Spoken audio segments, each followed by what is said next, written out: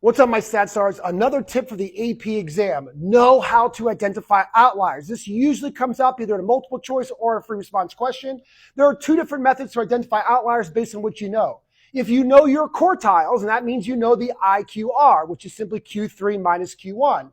So find your upper fence by taking Q3 plus 1.5 times the IQR. If there's any data values in your data set that is above that upper fence, it's an outlier.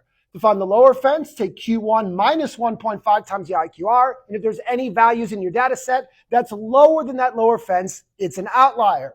The second method you could also use to identify outliers is if you know your mean and your standard deviation. Any value that is plus or minus 2 standard deviations from the mean could potentially be an outlier. Some teachers will maybe even say to stretch that to 3 standard deviations, but typically if you're outside of 2 standard deviations, you're a pretty odd value.